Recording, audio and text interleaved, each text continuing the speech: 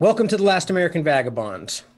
As more and more is beginning to be revealed about what is truly going on behind the scenes, it's also becoming increasingly hard to deny the nefarious agendas that motivate these actions, such as GMOs, vaccines, fluoride in the water, and in particular, geoengineering. All of which I might point out were once roundly dismissed as conspiracy theories, yet now we're beginning to see the truth behind all of them. And joining me today to discuss all of this and more, as usual, is Patrick Roddie. How are you doing today? I'm doing great, and thank you so much. We always have the best interviews. It's awesome. We just like go, and it just becomes wonderful. Right. It's yeah, but thank you. So yeah, of course the war continues. It's a spiritual war played out in the physical realm by evil people. These evil people, I call the scumbags. The scumbags are the ones who decide to do it, and they get other people, I call the douchebags, to actually do it. And in terms of geoengineering, this is a very critical year because David Keith, who wrote this book,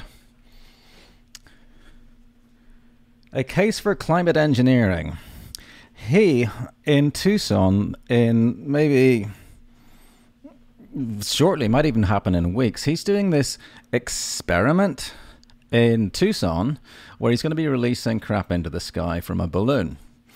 These include toxins. I mean, if you look at his actual proposal, he doesn't talk about alumina, but in all of his interviews in The Guardian, with MIT Technology Review and all these other places, they all say alumina.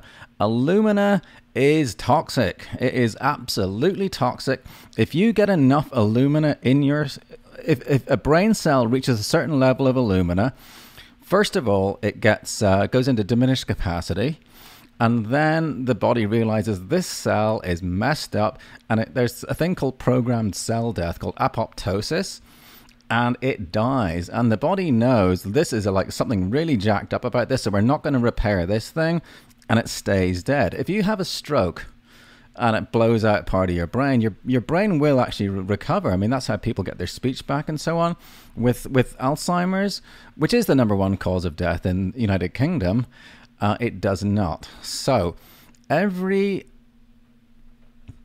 alumina particle that you breathe shortens your life, assuming you're not going to get hit by a truck, because statistically, the longer you live, the higher the percentage of chance that you're going to die from Alzheimer's. So David Keith has been denying up and down, first of all, that the spraying's going on at all, and he says, oh no, the alumina thing is just a proposal, but this year he's actually going to do it, and I'm going to stop him. Because he is poisoning me, and I have standing. So, I'm going to file I'm going to go to federal court and get first of all, a restraining order, and then file for a preventive injunction, and then get 1 penny from him. Because I spoke to a legal expert in international law, in the international environmental law, and he explained how, if, for example, I was spraying nerve gas over an area, and people are dying from nerve gas, I have a case. They're the only ones spraying nerve gas, and I died of nerve gas. Therefore, you are fully responsible for that thing. But I asked him, well, if I'm just one of many people who are spraying nerve gas, do I still have a case? Yes, you do, because there is a legal precedent, like in cases of faulty medical devices. If multiple manufacturers are making this faulty device, and you can take one of those companies to court and get damages, and the damages would be a percentage of the cost of, the medical device screwing up and whatever. And so he would therefore be liable, him and Harvard and the foundations that are backing him would be liable for a percentage of all future Alzheimer's deaths, every single one. So, it might maybe a tiny fraction, but I need to establish that this is poison. You know, it's poison. It's being released with malice aforethought, because they absolutely have been told by me and others that this is poison, don't do it. And once they're on the hook for that, then we go after the airlines, and then we go after everybody else. And frankly, I would short aluminum futures, because it's going to be a massive liability to produce aluminum. So that's one thing I'm doing. Another thing that I'm doing, you know, before you move on, I want to just say on that note, I think it's very interesting. So I'm so glad there's people like you, first of all, out there that are willing to stand against these ridiculous measures. But I think what I don't understand, and maybe you can enlighten me on this, how do they justify the experimentation on everyone that's beneath all of this, right? I mean, I know that they have, I don't know if it's the right acronym, GRAS, or generally accepted as safe, or whatever they call this, say, oh, well, it's a small enough amount that it doesn't actually hurt you.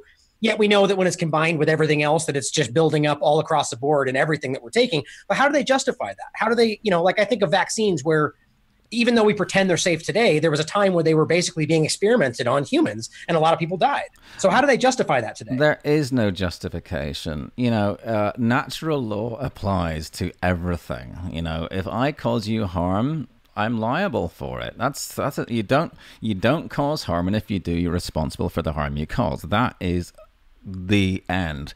And of course, I have over here Black's Law Dictionary, and you know, you'd use common law back to pre-Magna Carta. And actually in here, it's actually quite interesting.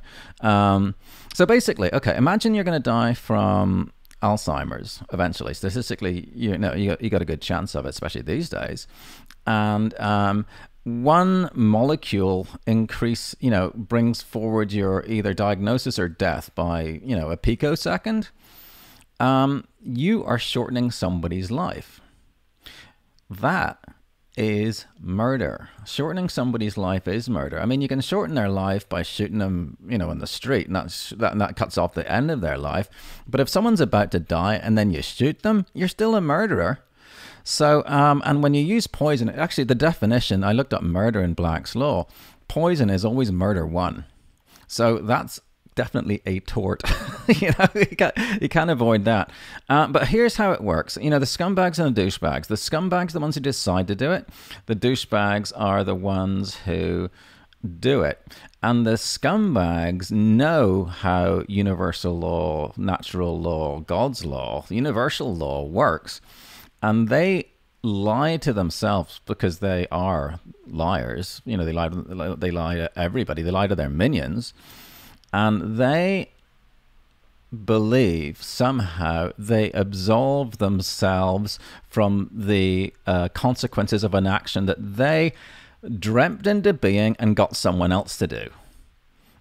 No, they're still on the hook. And that's why they're damned. And that's why they always will be. And what they are doing with this and other things, but I think this is a very good example. What they are asking us to do is, well, what they're doing, they're saying, oh, hey, we're going to do this. I don't hear any complaints. You said, okay, boom. And what they are saying, we know, is deadly. It is causing harm to us. And if we say nothing, we are not only accepting that harm upon ourselves, we are accepting that harm on everyone else. And do you want that on your shoulders? I mean, talk about a karmic debt. I mean, these guys already are kind of douchebags. You expect it from them. But we're supposed to be the good guys. And if we don't do stuff, that's as bad, if not worse, than the guys who put it into effect. We have to say no. If someone says, oh, if someone's not, if someone wants to, like, can I have a cup of sugar? Sure, I've got some extra, that's fine. But if they're going to take it, and that's the last sugar or whatever, you protect yourself. I mean, that's rule one. And I mean, as activists, we are mostly motivated by helping others. But the way you help others is helping yourself. And this is a very good example, because I, in federal court, will say, you're trying to murder me. Stop it. you can't do it. And if you do, and that's the thing, already it's a tort. He's threatened murder. Shortening a life is murder. I mean, you can try and spin it any way you like, but that taking life is murder. Mass murder in this case. And in the legal system, you need standing. I have standing because I'm the one that he's threatening. And so is everybody else on the earth. Since I'm not a lawyer, I can't represent others. Lawyers, anyone listening, find yourself a protected class. It could be a spotted owl. It can be a tribe. It can be whatever. Start a class action and you'll make buku bucks. By the way, one of the foundations funding this geoengineering group in Harvard is Bill Gates. You want some of that money? I'm looking for 1 penny plus my court fees. That's all I want. I'm representing myself. It'll cost 0. And you say no, expletive deleted no. And you just do not let them get away with it because they are asking our permission, can we harm you? And I'm saying, no, you can't. If you and I, we're going to go out for lunch. You want to go one place, I want to go another. And, we can agree which place to go to, but you can't make me go to the other. I can't make you go to my place. They have some very bad ideas. I mean, a lot of really bad ideas. They're countless. And we have to say no. And we can all say no. My cat can say no. In fact, she does quite often. Like, oh, you're going to go in this cat carrier? No, I think I'm just going to disappear and you're not going to be able to find me for hours. That's what she does. Babies can do it. Why can't we? Of course we can. We are ruled by natural law. And when you do the right thing, my catchphrase for all this time is listen to your gut and do the right thing. I mean, listen to your gut. We all are talked to by spirit, God, whatever, flying spaghetti monster, that the greater spirit of some sort. We always have that connection. And if you listen and ask, you'll find out what to do. And even though every single thing that you've been told is correct, you still need to look at that thing and judge for yourself and discern if it is the right course of action, and then you take the action. So listen to your gut, decide and do the right thing, I suppose. But Absolutely. Listen to your gut, do the right thing. This is totally a spiritual warfare being played out in the physical realm, and they know it too. So we stop them the same way by saying no. They're offering some garbage and we just refuse it. We say, nope, that's not going to be a thing. So what is their ultimate goal with this? Destruction. At least their claim. Their cover story. Oh, that BS. Which is what? What's the cover story? Oh, we're going to save you from global warming, so we got to put this crap in the sky to reflect sunlight back into space and reduce global warming. The greater good lie, always, right? Yeah, and of course that doesn't work because all they're doing is creating artificial cloud cover, which is an insulator and causes global warming. So that's BS. And you also need to point out that what I always do point out is that they simply don't know where this will lead, right? I mean, they're of course they know what they exactly know what it's going to lead. If you dump megatons of poison in the air, you're going to kill people, and you can see it in plain view, and they'll hide it. And in fact, that's another thing that I'm doing. Like I said, I mentioned last time the database that I'm going to build, matching observations of spraying to deaths and medical emergencies. So I went through there's a sunshine ordinance in San Francisco in which you can get public records within 10 days. If it's a public record, if the city has it, they must give it to you within 10 days. The Department of Public Health said, no, you can't have our death certificates or even know if anyone died. To begin with, I just want to have when the deaths happened. I don't want any, I'm not asking for any medical HIPAA stuff. I'm not going to find out, oh, so-and-so died by some embarrassing thing or, none of that stuff, just when the deaths happened. And they said, oh, no, we store that on the state database and you have to go through them and they have these ridiculous restrictions. So I thought, okay, And here's the other thing. Anytime someone is doing something against you, that is the thing that you transmute and send back against them. So they said, well, you have to go through the state. Okay, so I'll do the opposite. I won't go through the state. I'll find out when the communications of deaths and medical emergencies happen within city departments, and I'll get all of those. So this month, there's going to be a Sunshine Ordinance hearing. I've had four of them, so four or five of them so far with these, jobs worths at the Department of Public Health. I have I got the police department, the fire department, because they go on jobs and see dead people, and the fire department can actually pronounce, the paramedics can pronounce on scene. The coroner, give me the times and dates of anyone who called you who is authorized to pronounce a death.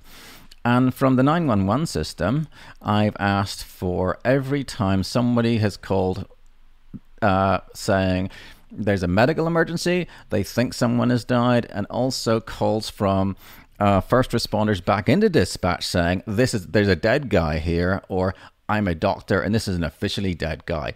And all 5 departments have got to face me this month, and they have to, and they're already pointing fingers. Oh no, they've got it. No. So that's what you do. You shine light and truth onto stuff, and deception fails. Light conquers darkness, but you got to use it, and we all have it. So you use it.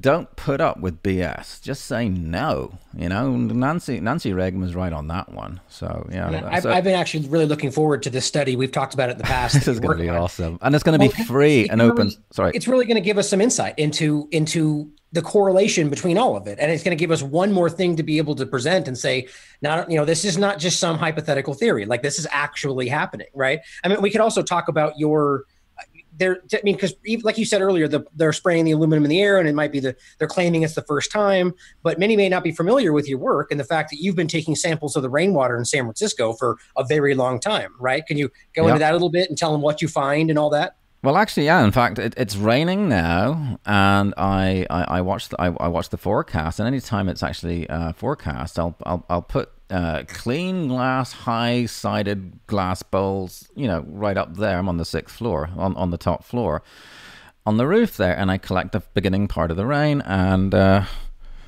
this is the rain. I collected 500 milliliters, and I sent off 200 to McCampbell, and I'm testing for aluminum, barium, titanium, iron, and sulfur. Sulfur, they always talk about, we're going to put sulfates in the sky. Yeah, they are. There's a crap load of sulfur. Iron is an interesting one, because iron by itself, iron has always been around. What's the big deal with iron? Well, when alumina, actually I should go back to aluminum. One of the talking points you're going to get from the shills is, aluminum's the most common metal in the Earth's crust. Correct. Yes, it's in the form of bauxite. Bauxite it's a hydroxy, it's like an OH on it, on different things, and it's extremely stable. To refine aluminum, here's what you got to do. You get bauxite, and you boil it in caustic soda, which is the most base. I mean, for people who aren't scientific, there's if you think of an acid, the opposite of an acid is a base. And one of the most caustics, I mean, it's why it's called caustic soda, is extremely base, and you have to boil it, and that's the beginning stage of it. So it's because it is so stable, the aluminum has been locked out of the biosphere for the entire time of our existence until, in the 19 whatevers, then they finally figured out how to extract aluminum. And when aluminum becomes anything but bauxite, it starts to come off. So alumina is Al2O3. So if you have metal foil on your, actually, if you have a phone, which is aluminum, if you scrape it, it oxidizes to Al2O3. And it is not entirely insoluble. And if you put your phone in a glass of water, wait long enough, it'll be a very long time, it will dissolve. So when you have these nanoparticles and with a massive surface area per unit mass, well, first of all, they don't even need a biological mechanism to cross cell walls. They go straight through. I mean, they're very, very small. They're like, but the width of DNA. And they can go right into your right into your freaking nucleus, and screw that up and cause cancer. One particle can cause cancer. So anyway, very, very toxic. But when AL3 plus is a pro-oxidant, and iron is an oxidant. Oxygen, it makes rust. Leave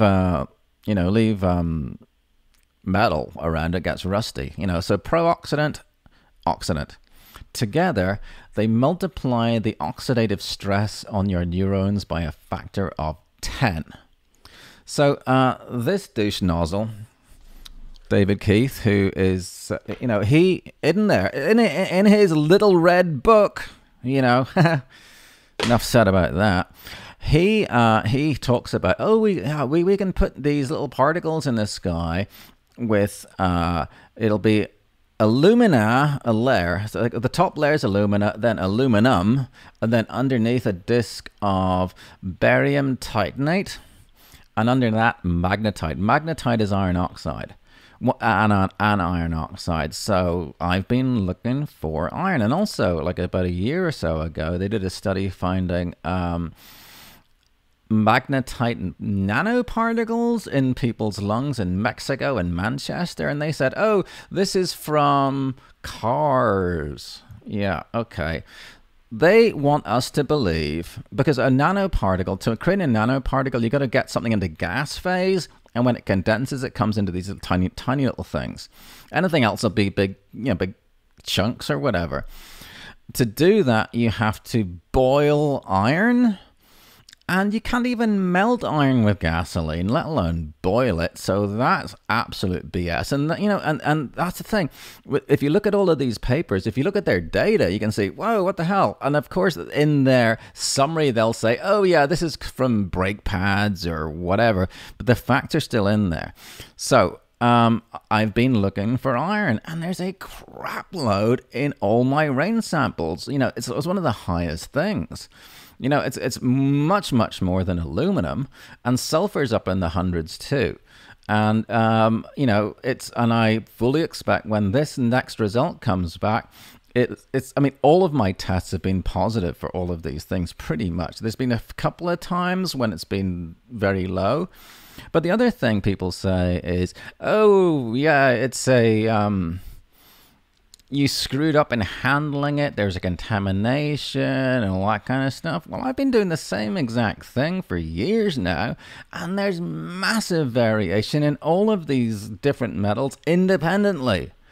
So, And I can point out too that I know of many other people doing the same thing you are, and it's not just there's plenty of other people finding these similar results. It's everywhere. Now, most importantly, so we're talking iron, sulfur, barium, aluminum, other things. So for all the doubters out there, can any of these in these amounts occur naturally? Aluminum cannot occur naturally. Aluminum bauxite. Absolutely. Bauxite is, it's in rocks. It's all over the place. That can exist everywhere. Alumina cannot. That has to be refined. And you refine it by boiling it in caustic soda. That does not happen naturally. I mean, unless you're walking around and you actually accidentally step in a puddle of caustic soda. Boiling? No. That doesn't happen. It is absolutely, they're relying on our lack of curiosity. Every single, I'm glad there are shills. They keep you honest. So like you go and check. So, oh no, there's plenty of that. And like, oh, okay, I'll just look at it. Oh yeah, you're full of crap. And the truth has its own charisma, and you can feel it yourself. If something doesn't feel right, you don't do it. Yeah, there's a lot of stuff coming through right now. There is I think the last time we spoke, I was telling you that like 9 out of 10 people I talk to already know what's going on, and there's the Well, they're hardly even hiding it today. I mean, it's like you mentioned Harvard. I mean, MIT. These places are well, they're saying they're actually going to do it this Yeah. year in Tucson, like a couple of states away. Like, no, well, one state away actually. I think California and Arizona to touch down at the bottom. So but it's not just that. Everybody's getting more of a clue, and how this works is action reaction. The more crap they do, the more awesome we are. There's a natural balance, and that will not stop. The worse they get, the better we become. And in a way, I'm actually kind of thankful that they do what they do, because then I get to do awesome stuff. And maybe me doing awesome stuff is making them do crappy stuff. I don't know. But this is what we're here for. Remember your training, and you've been trained your entire life. Everybody listening to this, you actually have a purpose in this. Your purpose might be bystander. Who knows? But figure out what that is. I'm here to do this job, and I think it is more a responsibility for me than it is for the other side. I see the problem. I've managed to shed myself as much as you can when you're in the material physical realm of anything that's crappy. I mean, the first ones of course are hate, fear, and violence, but deception, all of those things. I mean, and the less you have of them, the more they stand out. And it becomes easier. But if you keep your steer in the right direction, it doesn't matter how far along you are, you will be rewarded all the way through. And you start, I mean, there are all these little phrases that have been sort of inserted into our minds. One that came to me yesterday was no good deed goes unpunished, which didn't sound right because it's not right. No good deed goes unrewarded. I'd agree with that. And yeah, you'll see, these terrible people who, they live long, like the Idi Amin, he died at 70 after being a monster his whole life. Like, how does that? You don't know what it was like inside his head.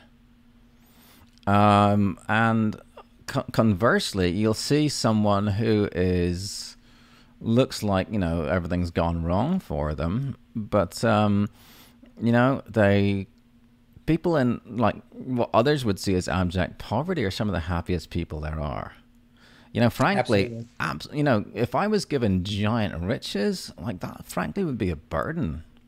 I know that I don't have to fear, I'm not going to be able to eat again, because I'm sure someone out there would give me a sandwich or like a couch to sleep on.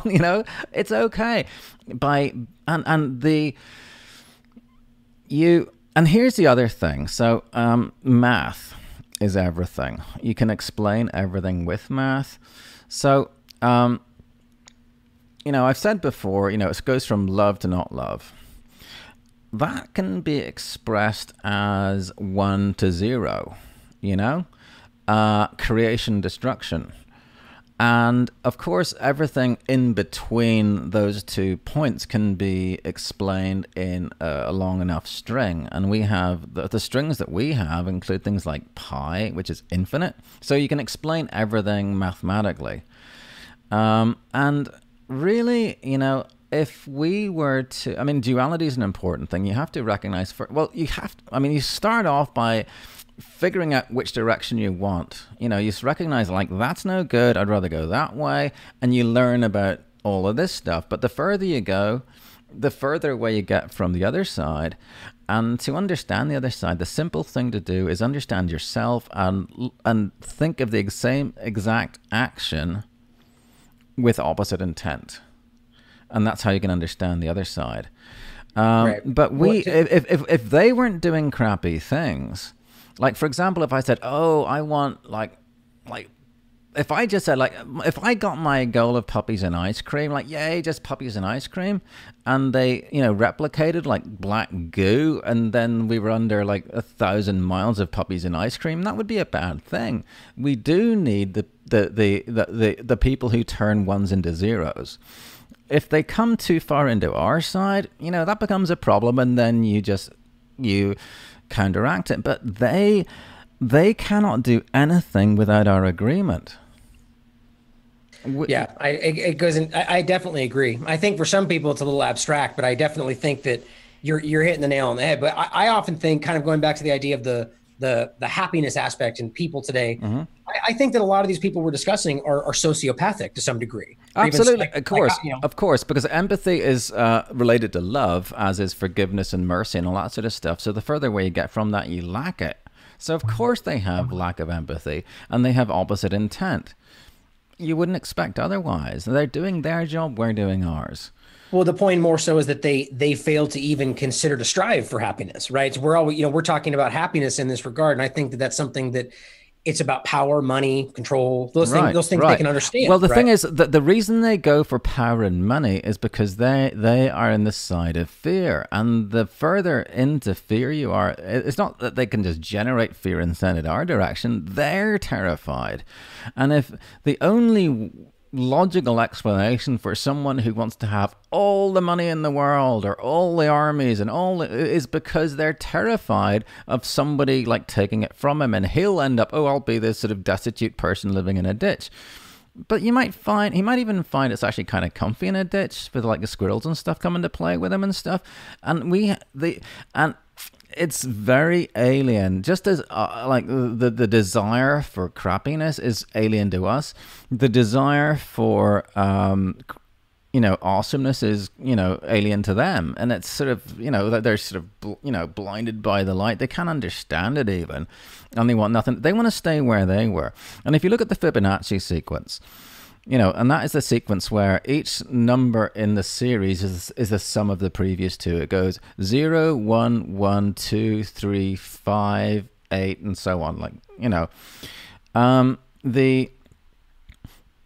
Before 0, there's an infinite series of zeros until someone says, we're going to make a thing here, and that's the 1. It goes from observation to decision to action. And what a good example of that is God. Let there be light. Let's have a universe and stuff. Before that, there was darkness, and he said yes, and off it went. So from that creation, then you have Adam, you have Eve, and then it goes.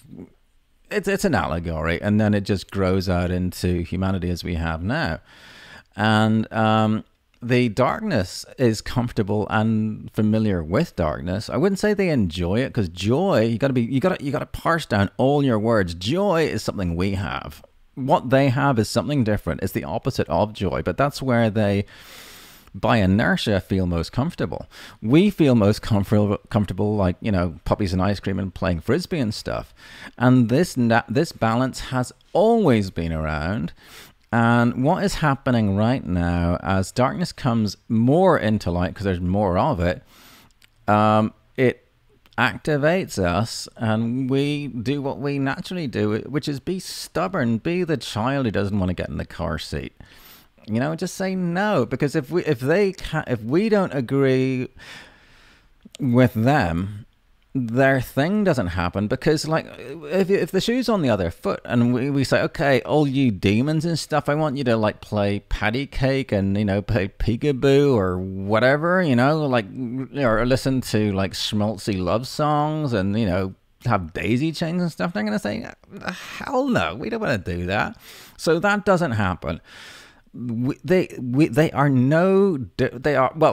completely different to us. They have opposite intent, but in terms of power, we are equal, and they cannot override our will. They can try and trick us by deception and half-truths and try and influence our decisions. So therefore, we influence them by showing how awesome puppies and ice cream are. and truth, and not being backstabbed by your boss or your wife cheating on you or someone stealing the rims off your car or whatever, all that crap, you know? They're miserable, and they wallow in misery, and they feel, and again, comfortable. I don't know if that's the word, but that's their baseline. Our baseline is the other side, and even when I say our, because I have light and darkness. I've lied, I've when I was a kid, I stole sweets from a shop and stuff, and I've exceeded the speed limit. And, I've said, oh, have you done your room? Oh, sure, I've tidied my room. We've all had darkness. We've all done all of these things. But we have free will and can choose to do the right thing. And when you do it, trust me, your life will be better fast. Right. And well, to pull back a little more on the topic, the geoengineering and everything, I wanted to slide off it. Yeah. No, that's okay. I mean, it's interesting because it's absolutely pertinent to what we're talking about. I think that it's one thing I always point out is the very interesting correlation between the prevalence of psychopathy and sociopathy in society and the percentage of people in government. Right? There's an interesting correlation there. But you can't have one without the other. The one is absolutely not, because the government is the government is a mob. A mob is a group who prey on others, take from people. Our side doesn't take, we give. Right. So government takes, therefore they're a mob, therefore they're on the other side. But they're not all evil. They're not all evil. But continue. You had mentioned Bill Gates earlier, and that to me brings up the idea of something that, and you may think differently, but all the things that we may get into today, especially geoengineering, makes me think of depopulation efforts. Of course, eugenics, destruction. Yeah. And that's something that very well that he has openly advocated for numerous times. And so is his dad. We need to go kill people, but basically saying that we're going to get to a point where we need to make decisions and, gently pushing the population toward the idea that it's a greater good idea always, right? Vaccines, any of it. Of course. So to what degree do you think, is that what we're seeing as far as geoengineering? Is that what's actually happening? Absolutely. The darkness side has always been about destruction. The light side has always been about creation. It says in, I got a Bible here, and it says, go forth and multiply. We're about doing the Fibonacci and spreading out. The other side destroys that. That's what they're there for. And we both serve a purpose. They need us too. We need them, because if again, you don't want to be completely smothered by, puppies and ice cream. And of course, the stuff from the other side, they will all have that agenda. Capital A is total destruction, which also includes themselves. And they will get their minions, or I call them douchebags, to go out and do it. And so like I said, they don't want to get the karmic hit themselves, and maybe, but yeah, every single thing when you look at it is all about reducing our numbers. Every single thing culturally, with the obviously the spraying and the vaccines and everything. Yeah, the entire thing is weaponized. If it comes from the other side, they're basic. I mean, there's a Chris Rock bit, and he was talking about men with attractive women. No matter what a man is offering to help or whatever, there is the subtext, which is spoken or unspoken, which is basically, I want to copulate with you, And no matter what the other side does, that is always on their mind. They want destruction. But they can't get it unless we agree to it. And I understand people who have not been exposed to the truth, or there's so much chaos going on in their lives, they can't hear that small voice within them. But that makes our job even more important. We have to let people know. And we have to do it also from a point of stillness. We can't do it from chaos. Because imagine if you're like an archer and you're trying to hit a bullseye. If you're jumping up and down on one leg, it makes it much harder. You got to get still, take a breath. And when you figure it out and you don't have any influence of whatever, then you can, then you do the thing. And that applies to everything. And, And your life, if you just make that decision to be better, I mean, you're not going to be awesome immediately. It takes time. I mean, it takes time to bake bread and, you know, go from conception to birth. But it's going in that direction is the best reward, because, you know, becoming awesome, I think, is even better than being awesome, because being awesome is like reaching the summit. It's like, okay, I'm at the summit. That was good, but now what? We can always improve who we are, and that decision manifests around us. You'll find parking quicker, you know. Your fruit won't go bad so quick, and it's, you know, it that sounds, oh, that's like magic and stuff, but really that's what it is. You have to think of spirit just the same way you think of sound waves or gravity or any electromagnetic thing. It's all intertwined, and it is absolutely real. I mean, you can people who say there's no God because you can't weigh him or poke him with a stick, you can make that same argument. There's no such thing as love or hunger or any of those things. These are real things. And when you a phrase that came to me last week was, when you know God is real, that changes everything. I mean, there's one thing believing, and when you believe and you have faith, you're pretty much on your way. But I know, for example, there's a glass of water here. That's, you know, very good water. Oh, by the way, water. People concerned about aluminum, and you should be, because it's killing your brain cells permanently. You need to start drinking water that is rich in silicic acid. That is silicon acid. And that is the only, this stuff, the only thing it reacts with is free aluminum, and it binds it. And if you drink it, Chris actually I spoke to, he's the guy who told me all about the aluminum stuff. If you drink silica-rich water, which this is, you then, any aluminum, when you test your urine afterwards, it has equal amounts of aluminum and silicon. So the water you can get is Fiji water. It's in stores everywhere. But if you go to Mount Shasta, at the headwaters there, I tested this water. I have, you know, I got so many freaking 5-gallon jugs of it. It has like the, for example, the highest level of aluminum I've ever tested in my rainwater was like 500-600 micrograms per liter. This stuff has 27,000 micrograms per liter of silicon. And I've been drinking this for like almost 2 years now. And I just found out a month ago that I've been protected from aluminum by doing that. So just doing the right thing, you get protected and you might not even know it. So yay, Shasta. What I was going to say, kind of going back to the other point, and not again to get off track, but this conversation always interests me. But even if, like you said, even if you're not a religious person, it always brings to the mind the idea of like synchronicity, right? I mean, this idea that there's something going on behind everything that we just can't wrap our minds around, but it's there, right? So even for the people that aren't religious, we need to understand that it can't all be explained. There's a reason we can't explain everything, right? That's important to grasp for people, right? Well, of course you can't fully grasp it because it's bigger than us. It's like, you know, you can't, until you actually climb up that bit further, you can't see as much. And we're never going to reach, because again, like I said, there's this spectrum. You know, you got like, you know, pure good on one side, pure evil on the other, you know, theoretically. All of us in between those 2 points of both. So the only person who fully knows God is God. The only person who fully knows the devil is the devil, to know the complete absence of light.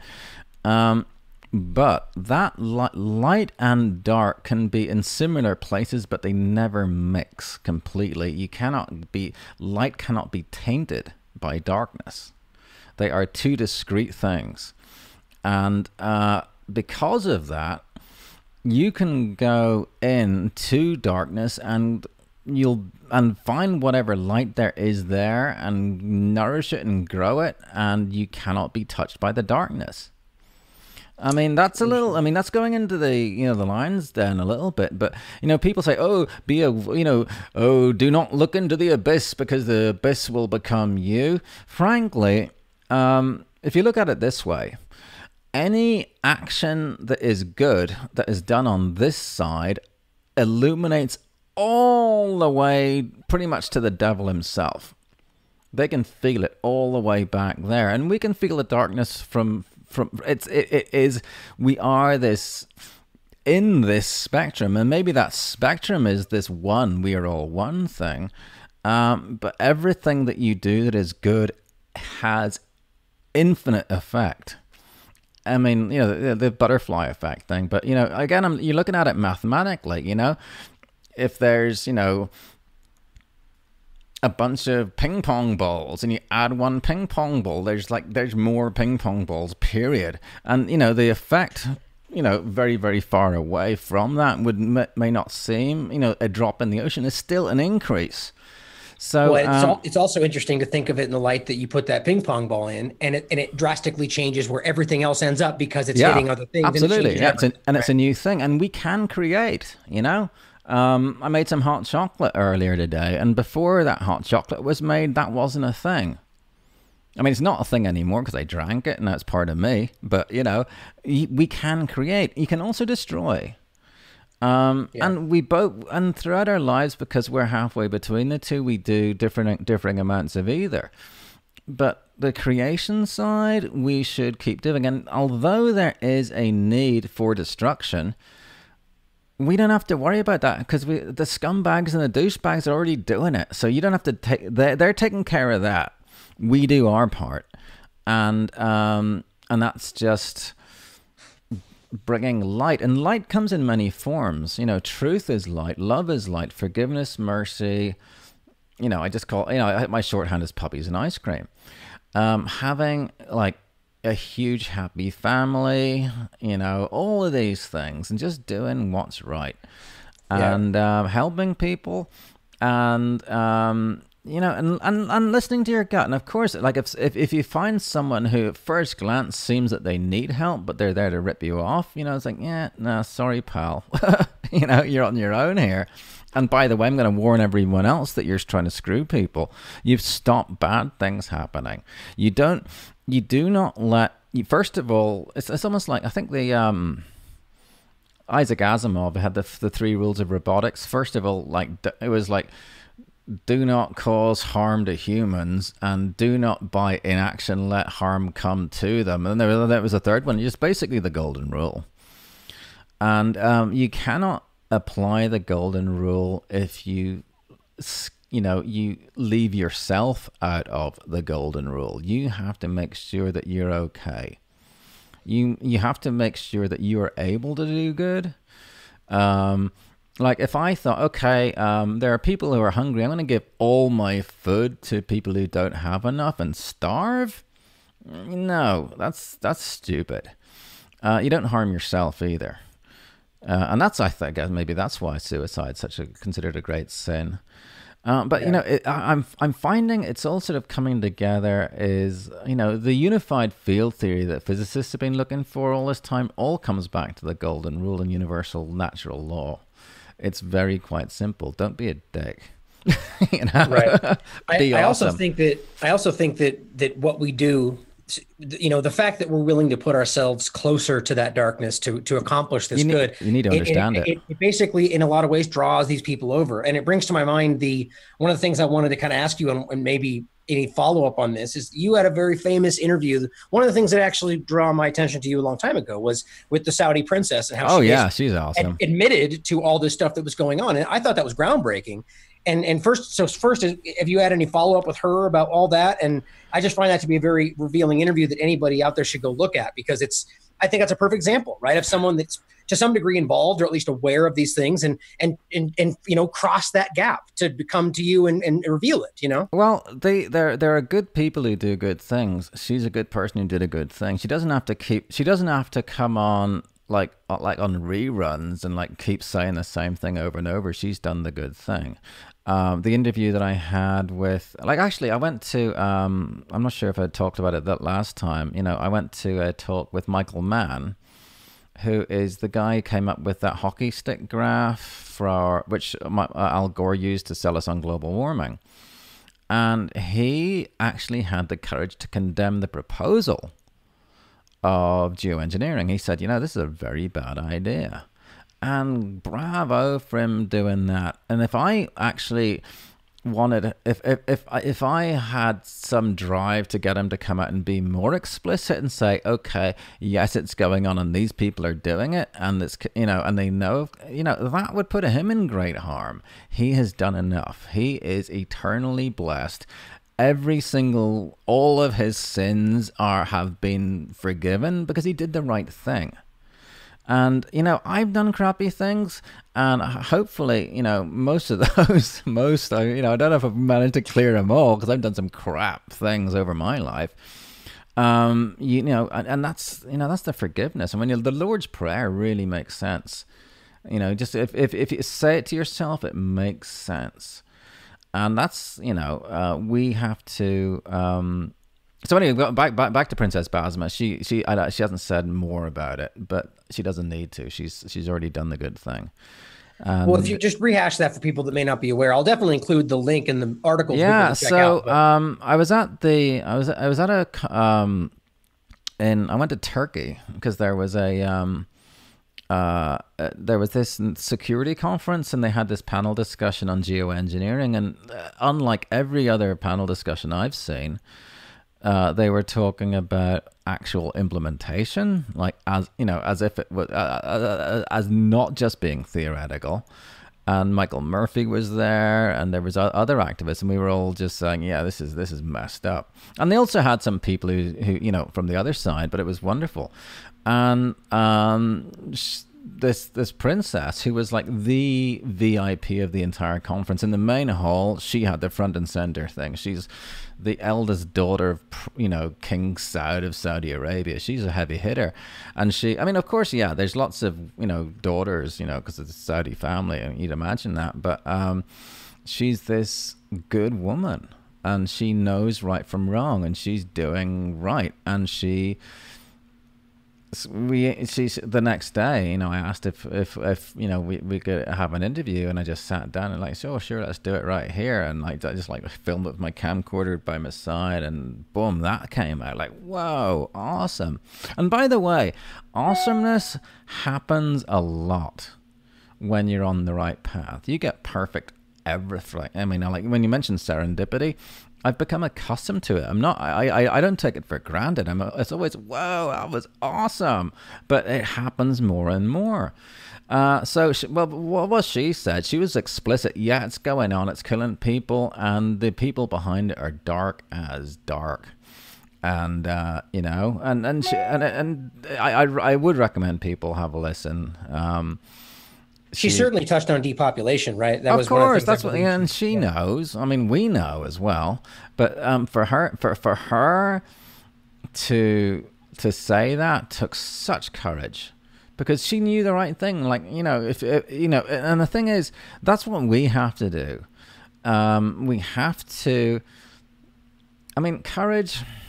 I mean, Jordan Peterson. He's interviewed by an Australian a few days ago, and this interviewer said, aren't you really courageous? Says, well, actually, I'm not. I wouldn't call myself courageous. I'm just terrified of not doing anything. And we have to, unless we say no to our own destruction, we're just like letting it in. You don't invite Dracula into your room. And most people right now are.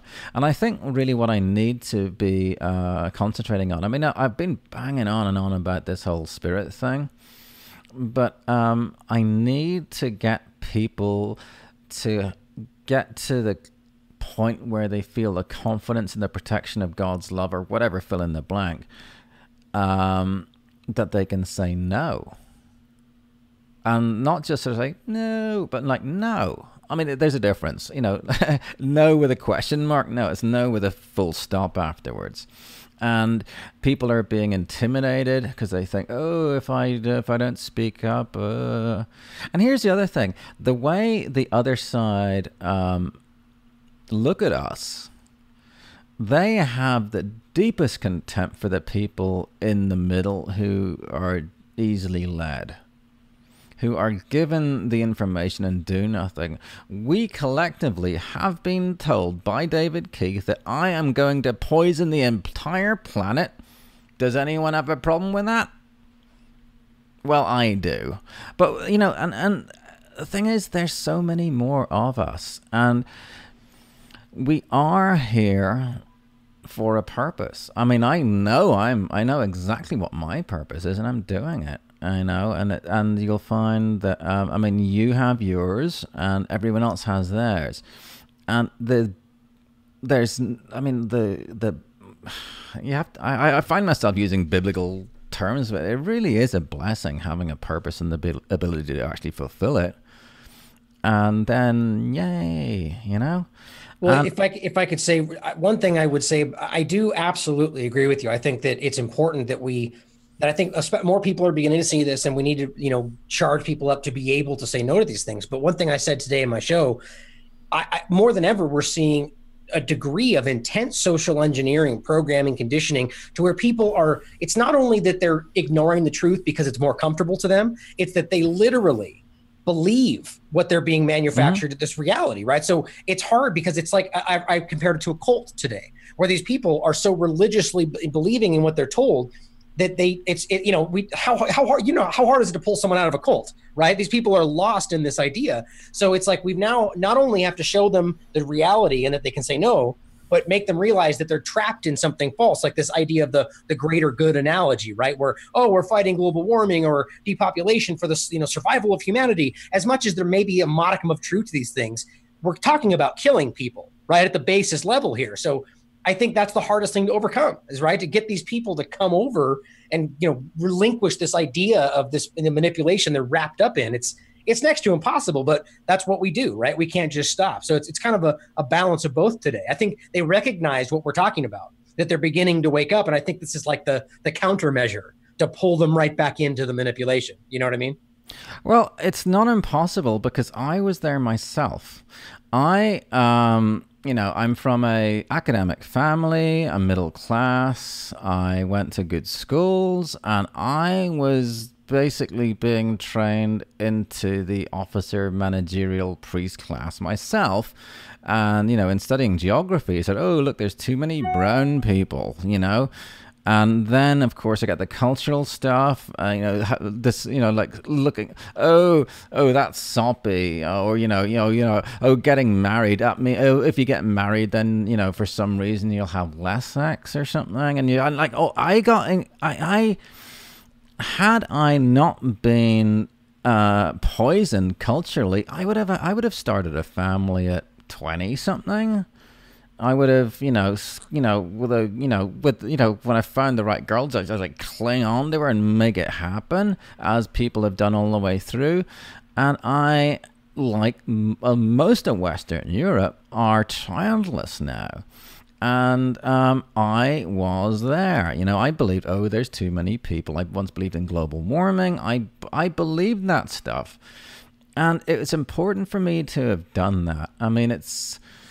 I'd love to have, really, 50-year-old, in previous generations, you're already having grandkids at that point. I don't even have children. I got a cat.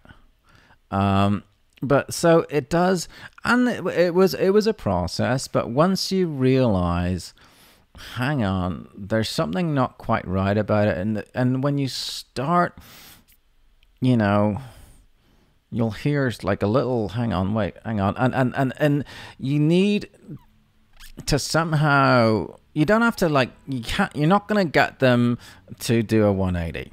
You slow them down going towards their darkness, and because the thing is, what brought them there was influence from the other side. What they're lacking is influence from our side. Convincing influence that actually strikes home and true. You find that pure white spark within them, even if they're almost completely dark. Maybe they like their dog, whatever that is. The other side are it's an eternal thing. They're determined, and they're methodical, and they're focused, and they do not budge from their goal. And so should we. We do not give up. Whenever we have a success, it's a cause of celebration. I get the whole prodigal son analogy. I really get. I mean, someone who's already awesome, if they can become a bit more awesome, yeah, it's a cause for celebration. But somebody being less of a douche, that's wonderful. I mean, when they become less of a douche and then actually make a genuine effort to come the other direction. Wow, seriously, bring out the fatted calf. And the thing is, people look at people who have, like, I have been on my journey for quite a while. I remember what it was like way back when I was barely starting, and it's a very long time. And it's when somebody who looks like someone who's like, before they can walk, they're looking at sprinters, the Usain Bolts of the world, like, oh, I'll never be able to do that. Well, actually, maybe you can. If you kept at it, there's no reason you can't.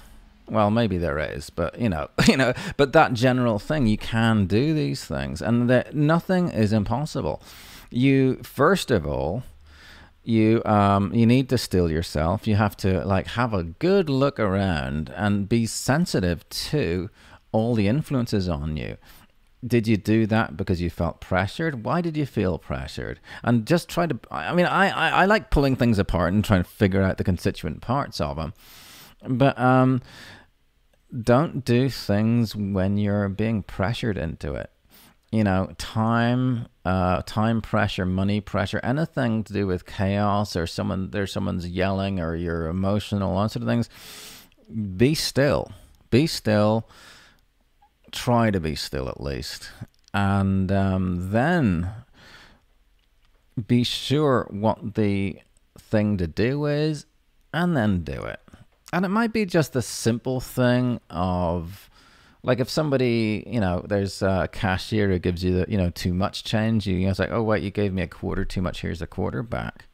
Little things, always err on the side of good. I mean, it's okay to screw up once in a while. We all do it. I mean, no one, we're not saints. That's something that's, you got devils and angels, but we're somewhere in between. But the closer you get to awesomeness, then just there's more awesomeness around you. And if there's more awesomeness around you, like there's an extra ping pong ball in the pool, and then everything's better.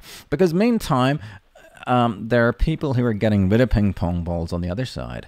So just yeah, I agree. And I think it all, like I always say, it always comes back to intent when discussing the cosmic intent, and then action. You actually have to do the thing. It's not just thinking, oh, I should do the thing.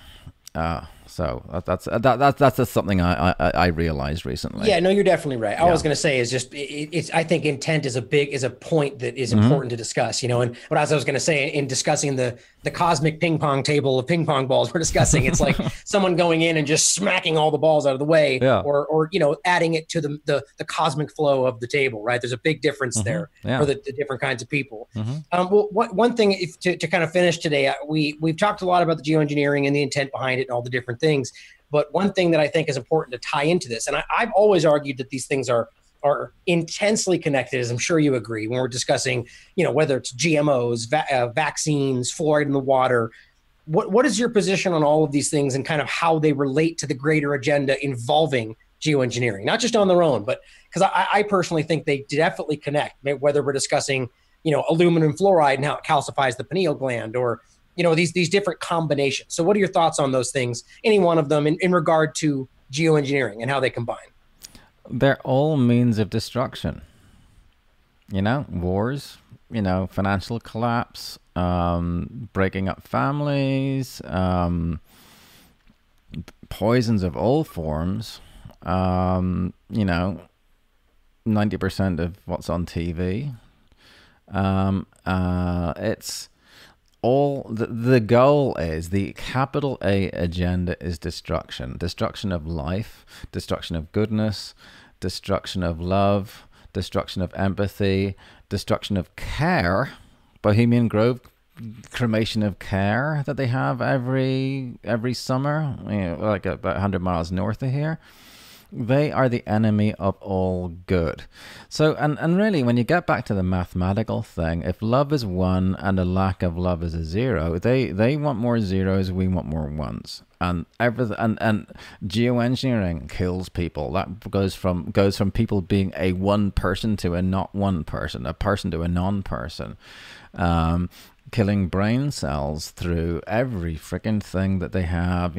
All these the wireless stuff to sterilize us, to prevent us from being able to procreate physically, and then they do it culturally, and so on and so on and so on. So it's all for the same thing. And sometimes they're explicit about it, like Bill Gates was, and more so his father, who was one of the main founders of Planned Parenthood. They want to go from we don't like zeros, they don't like ones, so they want to turn ones into zeros pretty freaking fast. So morning after pill, that's a pretty quick one.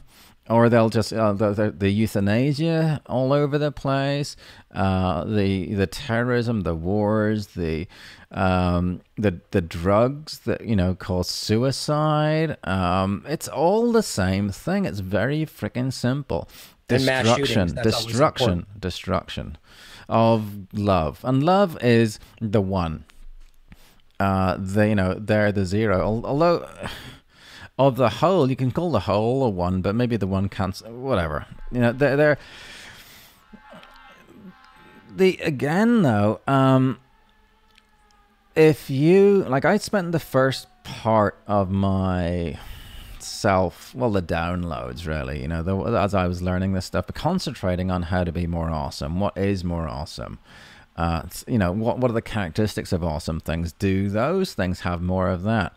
And it was only till I was quite far into it that I then was able to look into the darkness and recognize it and see it as a part of a thing. And now I see it as essential. The Masons have that part right. They have the black and white tiles. There's both.